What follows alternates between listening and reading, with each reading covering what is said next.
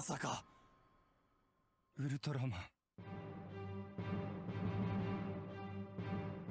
Dungeons and Dragons is a game that's been going through a major renaissance in the last few years, getting a mainstream spotlight that would have been unbelievable several years ago.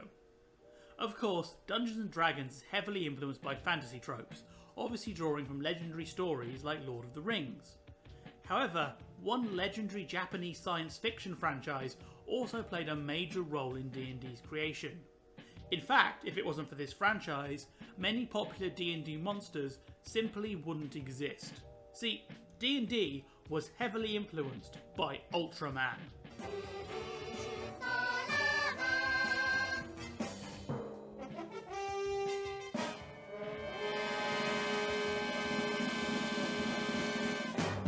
For those who don't know, here is a quick overview of Ultraman and the Ultraman franchise, and I mean quick because it's a massive franchise. Created by Tsuburaya Productions, the Ultraman franchise launched in 1966 with Ultra Q. Originally, producer E.G. Tsuburaya had intended for the show to be like The Twilight Zone, with each episode featuring a different sci-fi story. However, the network, seeing that kids were obsessed with kaiju like Godzilla, asked Tsuburaya to add more giant monsters, which he did. So, while Ultra Q was popular, it would be the second series in the franchise, 1966's Ultraman, that would make the brand into the smash hit we know today. This series introduced the titular Ultraman, an alien from a planet called the Land of Light. After chasing a monster to Earth, Ultraman bonds with a man called Shin Hayata. This bond allows Shin to transform into the giant heroic Ultraman using an object called the Beta Capsule. However, he can only remain transformed for so long, forcing him to fight clever if he wants to overcome his kaiju foes, and as a way to keep the show's already ballooning budget under control. Together, this unlikely pair of human and alien work to protect Earth from giant kaiju that want to destroy it. The show was massively popular, and it spawned a franchise that is still running today. At the time of writing, there are 34 different Ultraman series, with the newest of them, Ultraman Deca, currently airing in Japan. And recently, Shin Ultraman hit Japanese cinemas. This movie sees Evangelion creator Hideaki Anno writing a modern version of the original Ultraman story, and it's done amazingly well at the box office, setting loads of records even before it's been launched in North America. Basically, Ultraman is a cultural phenomenon.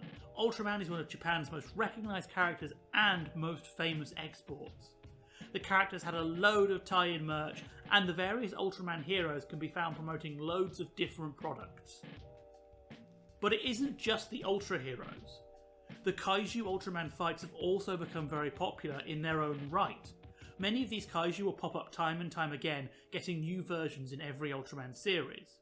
They get just as much love, attention and merch as the heroes, and there are loads of spin-offs focused just on these monsters. In fact, for a while, there was a bar themed around the Ultraman monsters, and in universe, it was run by one of them. This collection of common recurring Ultraman foes are now nicknamed the Ultra Kaiju because they're just so synonymous with the franchise. They are just as known as Ultraman and the other heroes. But how did Ultraman shape D&D? Because Ultraman's had a really strange release history in America. While they've tried to bring it over several times, it tends to get cut to ribbons or just flop. 2 new episodes of Ultraman Tiga, Saturday mornings at 8:30 and 10. Our shields won't hold out much longer, and someone's deodorant has already given up.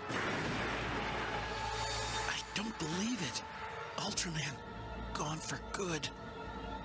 Maybe now they'll name the show after me. Well, to discuss this, we need to look at what was happening when they were first making D&D. When Gary Gygax was creating the game that would become D&D in the early 1970s, he had to improvise when it came to minis and props. While war games were a thing at this time, they were not the cultural force they are today. So he couldn't simply walk into a local game store and come out with a box of minis that were ready to go. However, Gary and his pals found an ingenious solution. In local discount stores, they found bags of cheap plastic toys. These bags contained animals, dinosaurs and random monster figures, and these figures would be the inspiration for many of D&D's most iconic monsters. In a post made on the old Dragon's Foot forum, Tim Kask, the first editor of Dragon magazine, said, "There was once an unknown company in Hong Kong that made a bag of weird animal things that were then sold in what were once called dime stores or variety stores for like 99 cents. I know of 4 other very early monsters based on them. Gary and I talked about how hard it was to find monster figures and how one day he came upon this bag of weird beasts. It might have had a sci-fi marketing hook. He nearly ran home, eager as a kid to get home and open his baseball cards. Then he proceeded to invent the Carrion Crawler, Umber Hulk, Rust Monster and Purple Worm, all based on those silly plastic figures. The one I chose was known in the Greyhawk campaign as the Bullet, for its shape, but had only anthropomorphous stats and abilities, not being developed. Gary told me to take it home, study it, and decide what it was and what it could do. He wouldn't tell me what it did in Greyhawk, so I took it home, Frenchified the original name, made it bigger in scale, and made up the rest of that stuff." However, these figures were not random creatures the toy company had come up with during a particularly strange design session. In reality, many of these monsters were based on kaiju from the Ultraman series. However, they looked pretty different to the monsters seen on TV due to their low quality materials and bad moulding, which often led to the monster getting deformed during the production process. And bootleg toys like this are far from uncommon. There are tons of bootleg Ultraman toys in circulation, many of which were made with old, copied or ripped off moulds. These cheap toys have frequently been brought by budget distributors and brought to America and Europe, as, due to their low quality, they can be sold cheaply but still generate a profit. Because of this, knockoff Ultraman toys are a fixture of Dollarama or Poundland toy racks around the world. In fact, you can still find knockoff Ultraman toys in the wild today if you look hard enough. This means that a lot of early D&D monsters are the result of a strange international game of telephone, where the monster gets moved from TV, to toy, to monster manual, getting slightly distorted with every move. Amusingly, this bag of toys has now become quite the collector's item, and while you can find some examples on eBay, they go for a really high price today, putting them out of reach for many people. In fact, most of the time, it would be cheaper to buy the actual Ultraman toys these models were ripping off. So let's look at some of the most popular early D&D monsters and work out which Ultra Kaiju they are inspired by. Bullet. A bullet is a massive predator that terrorizes any land it inhabits. Also called a land shark, it lives only to feed. Irascible and raptious, bullets fear no other creature, and they attack with no regard for superior numbers or strength. Let's start with the bullet, one of the monsters Tim Kask mentioned in his comment. Making its debut in the very first issue of Dragon magazine, this monster was said to be a cross between a snapping turtle and an armadillo, and it quickly became known for its love of meat. Thankfully, its weird shape makes it obvious what it is based on. Gabora. First seen in Ultraman Episode 9, Lightning Operation, it is usually depicted in media as having a different head with petal-like appendages around the neck. However, in the original episode, the creature keeps these long petal-like appendages closed, using them to protect its face against incoming attacks, and it remains this way for most of the episode. It only opens its front up near the end, after Ultraman starts to rip away at its protective outer shell. This is partially because the kaiju was created by modifying the suit used for Baragon, another kaiju, and this front-facing armour helped make this less obvious to the casual viewer. So it's likely that the toy is based on the kaiju's appearance at the start of the episode. And this makes sense. Kids likely want the monster when it's in prime fighting shape, rather than when it's about to get killed. However, this does show how these figures look quite different from the monster they were based on because of bad molds, cheap plastic, and a load of other problems caused by cheapness and bad quality control. Rust Monster. Most dwarves would rather face a squad of orcs than confront a single rust monster. These strange, normally docile creatures corrode ferrous metals, then gobble up the rust they create. In doing so, they have ruined the armour, shields and weapons of countless adventurers. The undisputed king of the kill adventurers and make them curse God genre, the Rust Monster is one heck of a beast. Interestingly, Gary talked about this monster in Dungeon magazine. He said, "When I picked up a bag of plastic monsters made in Hong Kong at the local dime store to add to the sand table array we were playing Chainmail Fantasy Supplement miniatures at a 1:1 scale, there was a figurine that looked rather like a lobster with a propeller on its tail. As we assigned names and stats to these critters, Boulette and Owlbear for instance, nothing fearsome came to mind regarding the one with the projecting feelers. Then inspiration struck me. It was a rust monster, a thing whose touch turned ferrous metals to ferrous oxide, even magical steel or enchanted iron or steel weapons. The player soon learned to hit one with spells and arrows, so as to slay it at a distance. When one appeared in the D&D game, usually in a dungeon setting, there was great haste to remove it from its vicinity if there was no sure and quick means of destroying it at hand.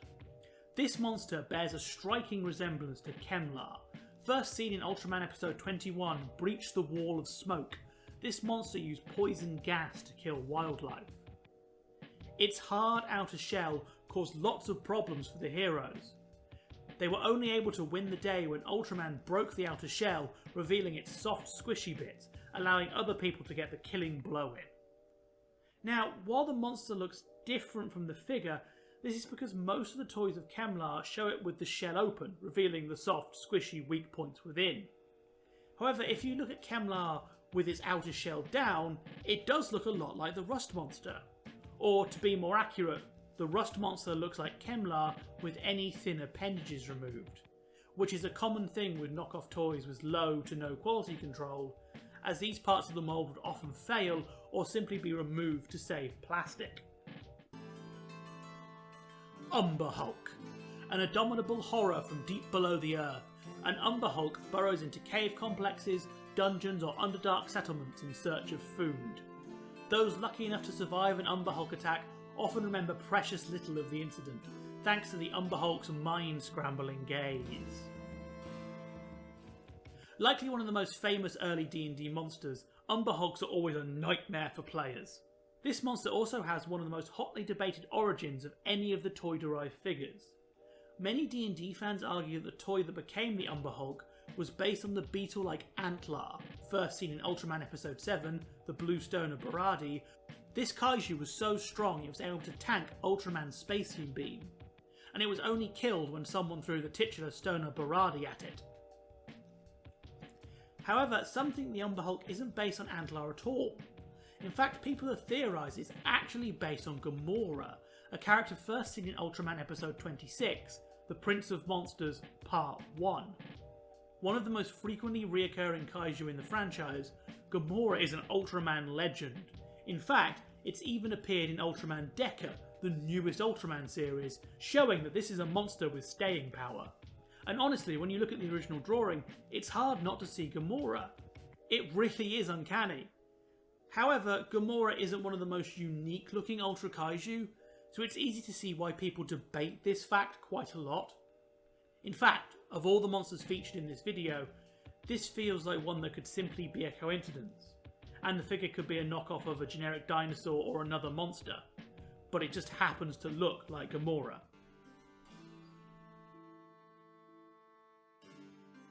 Owlbear.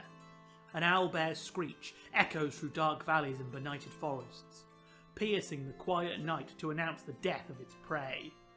Feathers cover the thick, shaggy coat of its bear-like body, and the limpid pupils of its great round eyes stare furiously from its owlish head. It isn't D&D without an owlbear, to the point that this creature was one of the only named monsters featured in the trailer for the upcoming Dungeons & Dragons Honor Among Thieves movie, showing just how iconic it is. If you're not familiar, it is basically an unholy combination of an owl and a bear that likes to beat up adventurers and ruin their day.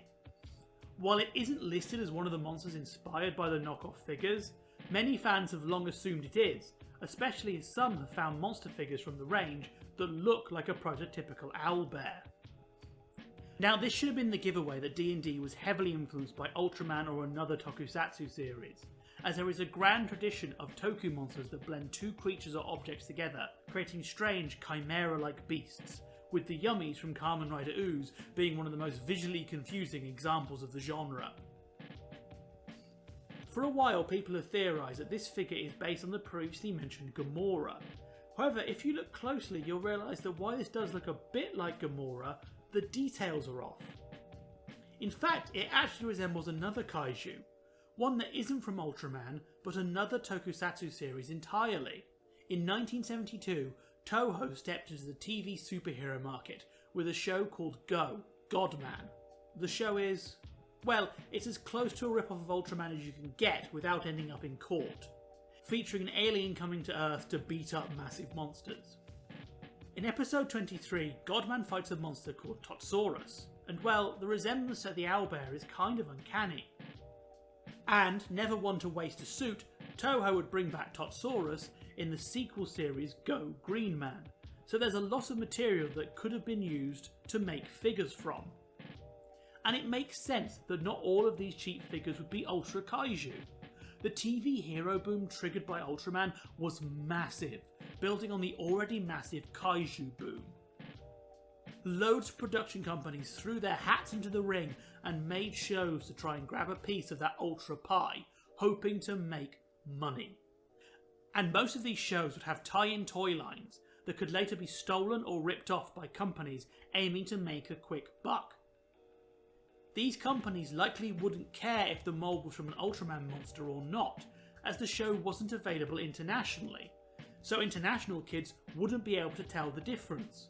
And heck, even kids who knew Ultraman would be down to use monsters from other shows in their play, because what kid didn't come up with epic action figure crossovers? And, even better, as these shows didn't do as well as Ultraman, these moulds were likely much easier to get, as they could simply take them when the line was officially over.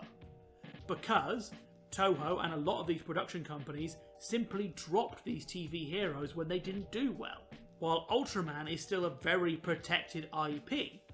So it was probably very simple to get these other monster moulds and make cheap figures out of them. And because the moulds were cheap, this meant the company could make more profit. In fact, it wouldn't be surprising if the other figures from the range, the ones that people haven't identified yet, all come from other tokusatsu shows. There were so many of them and they all had their own monster rosters, so it makes sense that some of these monsters would end up in this knockoff toy line. It's amazing to think that these cheap knockoff toys had such an effect on modern pop culture. Like, just imagine, if that random toy company didn't decide to make a quick buck by knocking off these specific Ultra Kaiju, modern D&D would look so different. Many of its figurehead monsters simply wouldn't exist. It really is an example of the butterfly effect at work, in that this one small decision caused this massive knock-on effect that has spawned something that is now a cornerstone of nerd culture. It is an amazing example of how weirdly interconnected our world is, and has always been, and it kind of shows that despite cultural differences, everyone loves a good kaiju. I must give Michael Tresker a shout out before the video ends. It was his essays on this topic on EN World that confirmed something I've always wondered about, and they sent me down this weird rabbit hole. It also gave me an excuse to re-watch the original Ultraman, which is something I'm always happy to do. And credit must be given to the hundreds of fans who have spent hours poring over these figures, trying to not only locate them, but work out what they're based on. Without their work, we wouldn't know half of what we know. And this wasn't an easy feat, when you consider how little information there is about old knockoff toys, as the companies that made them didn't leave a lot of records or talk publicly about what they did very often, for obvious lawyer-related reasons. If this video has made you want to dive into Ultraman, good news! You can now watch quite a few of the Ultraman series on Tubi with English subtitles. If you're looking for a series to dive into and don't want to start with the original Ultraman, may I suggest Ultraman Orb? If only because it features a character who is unironically named Jugglerless Juggler. Jugglerless Juggler. Jugglerless freaking Juggler. I love tokusatsu.